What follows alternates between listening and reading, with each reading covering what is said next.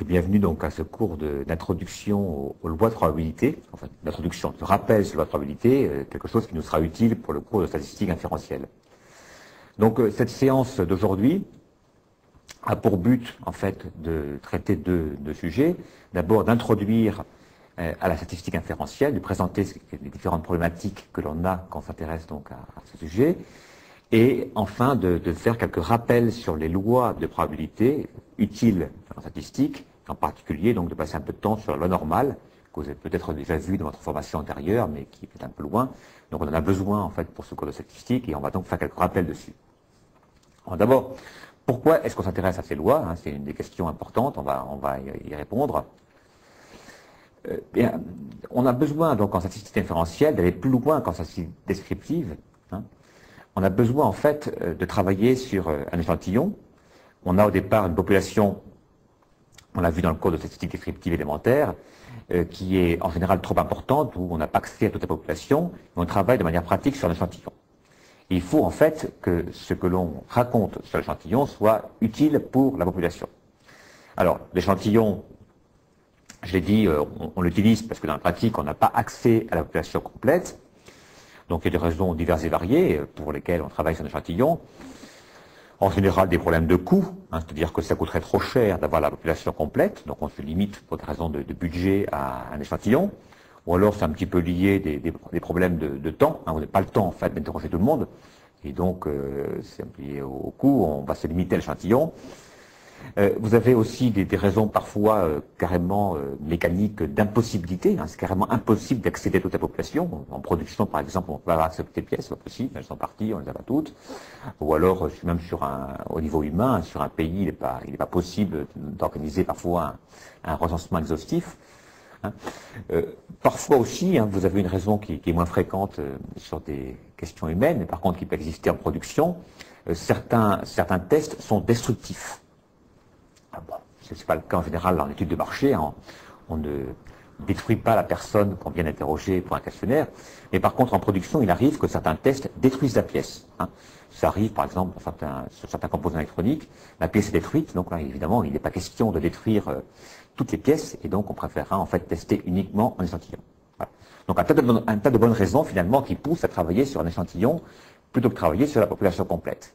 Le problème c'est qu'il faut que ce qu'on raconte sur l'échantillon soit utilisable pour la population complète. Hein. Il faut qu'on en puisse faire des inférences, des décisions concernant la population qui soient valides, hein, à partir de ce qu'on a mesuré sur l'échantillon. Donc les différentes problématiques qu'on va se poser dans ce cours de statistique inférentielle sont des problématiques d'abord d'estimation, c'est-à-dire que on part d'une statistique calculée sur l'échantillon, hein, par exemple la moyenne pour un caractère, et on va se servir en fait de ce calcul sur l'échantillon pour estimer la valeur de ce paramètre dans la population. Cette moyenne, la population c'est un paramètre dans la population.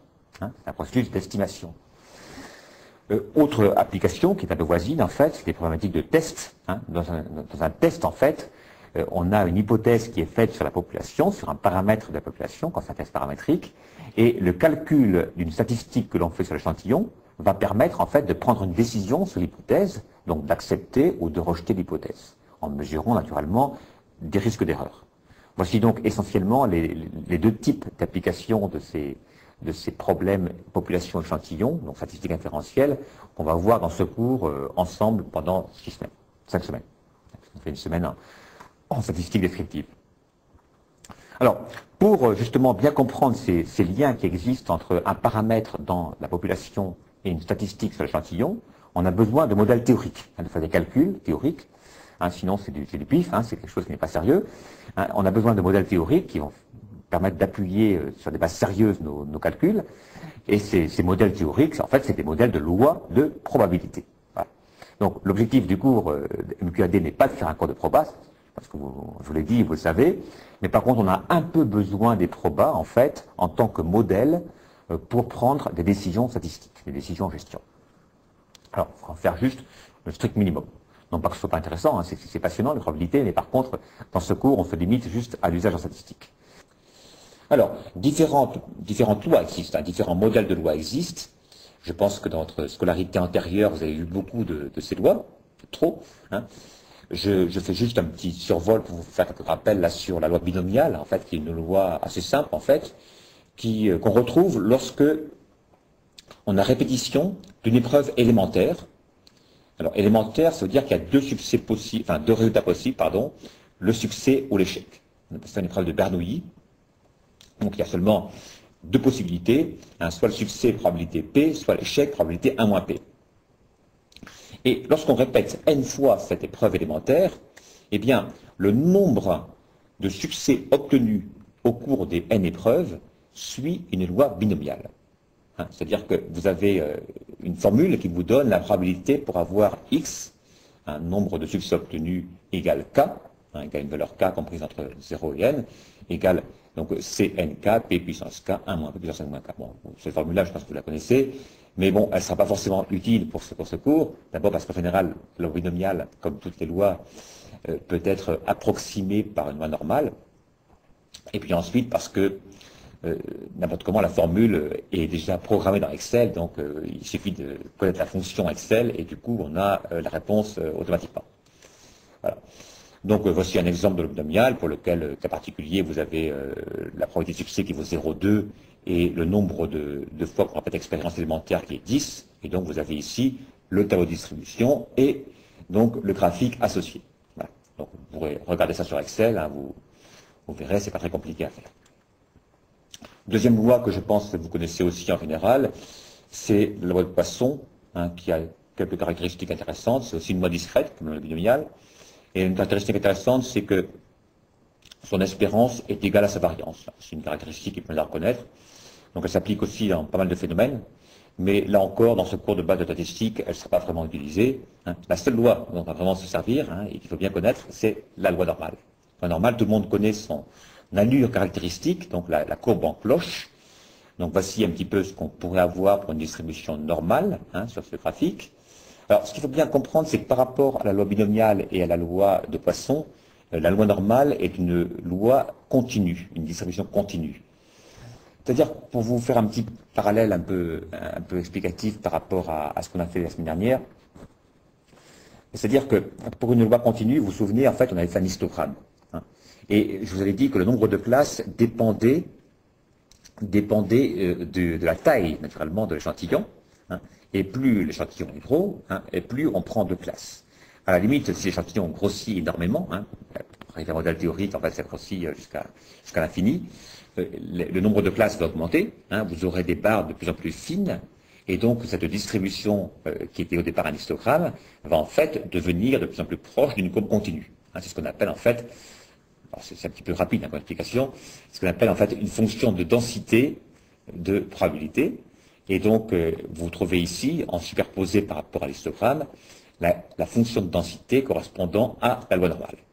Alors, une loi normale particulière qu'on appelle la loi normale centrée réduite, ce qui veut dire qu'on a centré la variable, hein, on a retranché la moyenne, et on a réduit, c'est-à-dire on a divisé par l'écart type, ce qui fait que la loi normale correspondante, en fait, a une espérance, une moyenne 0, et un écart type 1. Voilà. Donc c'est une distribution particulière. Lorsqu'on utilise des tables de loi normale, on a toujours besoin de faire cette opération de centrage-réduction. Lorsqu'on utilise un logiciel comme Excel, à la limite on s'en fiche, de toute façon vous avez des lois normales, quelle que soit la moyenne et l'écart type, c'est plus facile à utiliser. Alors, l'expression de la fonction de densité, vous pouvez l'oublier, hein, c'est une fonction un peu compliquée. Peu importe, il n'y a pas à connaître la formule. Hein. Ce qui compte, c'est que dans Excel, ou dans des tables, hein, il y ait une possibilité, en fait, d'intégrer la fonction, c'est-à-dire de calculer les probabilités, en fait, correspondant à des valeurs. Hein, c'est ça qui compte dans la pratique. Hein, peu importe les fonctions théoriques, on va voir comment on s'en sert. Dans le cas d'une loi normale, donc quelconque, vous voyez ici, en fait, différentes allures de courbe en cloche correspondant à une moyenne identique et un écart type différent. Hein. On voit bien ici que lorsqu'on augmente l'écart type, hein, la cloche correspondante est plus aplatie. Lorsque l'écart type est réduit, donc vous avez des valeurs qui sont plus proches de la moyenne, hein, et donc une courbe qui est beaucoup plus resserrée autour de la moyenne. Hein, donc on peut avoir différentes allures possibles pour une loi normale, même si la moyenne est identique. Hein. Il faut bien les deux paramètres, c'est une loi normale, hein, la moyenne, l'espérance, et l'écart type. Hein, espérance et écart type. Ok? Voilà. Donc on va maintenant passer à ce qui est vraiment utile pour vous, c'est comment utiliser la loi normale. Et ça, il faut absolument que tout le monde, à la fin du TD de la semaine, sache vraiment utiliser la loi normale. C'est facile, parce qu'en fait, il n'y a pas de lecture compliquée de table à faire, hein, simplement une fonction Excel à utiliser. Et comprendre aussi un petit peu ce qu'on fait sur le graphique. Voilà. Donc supposons que vous ayez une loi normale de moyenne mu et d'écart type sigma. Donc la loi et la cloche est centrée sur mu. Et donc on s'intéresse à la question suivante, on veut calculer la probabilité pour que x, la variable aléatoire, soit plus petite ou égale à b. Donc là, qu'est-ce qu'on fait? Bien, on trace à droite, parallèle à l'axe des ordonnées, donc correspondant au point B, et on va en fait calculer l'aire située sous la courbe de densité, et donc qui s'arrête au point B. Voilà. Et cette aire-là, donc, est égale à la probabilité cherchée. Donc c'est tout ce qu'il faut comprendre, en fait. Hein. La probabilité, en fait, c'est l'aire située sous la courbe jusqu'au point limite. D'accord? Hein, c'est bon. En termes mathématiques, c'est l'intégrale, enfin, la fonction de densité, mais peu importe. Retenez ça en termes graphiques, donc c'est l'aire située sous la courbe jusqu'au point B. Voilà. Alors, dans Excel, hein, puisque c'est là où on va arriver dans la pratique dans ce cours, dans Excel, on va utiliser une fonction qui s'appelle la fonction loi normale. Hein? Donc, si, comment dire, on a la valeur A et qu'on cherche la loi normale, hein, quand on utilise la fonction loi normale, on obtient la proba. Et à l'inverse, donc c'est aussi quelque chose que vous faisiez peut-être l'année dernière, quand vous avez la valeur de la proba et que vous cherchez la valeur de la variable correspondante, on utilise une lecture inverse de la table. Donc là, on utilise la fonction inverse d'Excel, loi normale inverse. Donc si on suppose que P égale la probabilité d'avoir X égale à B, d'accord? Et on cherche B, il faut utiliser dans ce cas-là la fonction loi normale inverse d'Excel. Voilà. Donc commencez à retenir ça, mais en TD, naturellement, on va le pratiquer. On va voir comment est-ce qu'on fait pour utiliser ces fonctions, loi normale et loi normale inverse. Donc, application maintenant plus compliquée. Supposons qu'on ait besoin de calculer la probabilité d'avoir une valeur comprise entre A et B. Donc, dans ce cas-là, on trace les deux droites correspondant à A et à B. Et donc, l'aire cherchée est au milieu, donc, sous la courbe entre la droite A et la droite B. Très simple, donc, à calculer, c'est l'aire totale en fait, qui va jusqu'à B, moins l'aire totale qui va jusqu'à A.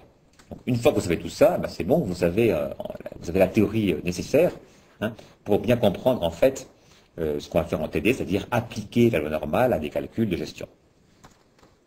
Alors, un cas particulier très utile sur lequel on va revenir et qu'il faut peut-être garder un petit peu dans la tête parce que ça va nous servir beaucoup, c'est le fait que pour une loi normale, vous avez 95% des valeurs qui sont situées à une distance de la moyenne qui est plus petite que 1,96, on peut dire 2 fois, pour arrondir, 2 fois l'écart type. Voilà. Retenez ça, à 2 fois l'écart type à gauche, 2 fois l'écart type à droite, au milieu, hein, vous avez 95% des valeurs pour une loi normale. Donc seulement 5% des valeurs qui sont à une distance de la moyenne qui est supérieure à 2 fois l'écart type. Retenez ça, ça vous fait une bonne référence pour considérer une situation de loi normale. Ça nous servira.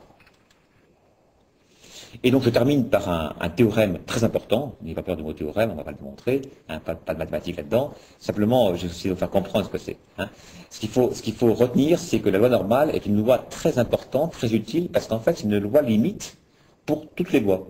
C'est-à-dire que concrètement, si vous avez un certain nombre de variables aléatoires indépendantes de même type des lois, si vous faites la somme, et si vous faites la somme d'un nombre suffisamment grand de variables, vous allez vous rapprocher pour la somme d'une distribution normale. Hein. On prend une variable, la loi n'est pas normale, hein, n'importe quoi. Vous prenez une deuxième variable, vous faites la somme. Vous prenez une troisième variable, on fait la somme. Et plus on rajoute de variables, hein, plus la distribution de la somme se rapproche d'une loi normale. Voilà. Donc c'est un résultat très fort, parce qu'en fait, beaucoup de phénomènes dans la nature, en fait, peuvent être considérés comme étant la résultante de plein de facteurs différents qui s'ajoutent. Bon, c'est parfois un petit peu simplifié de dire ça, mais c'est un peu la réalité.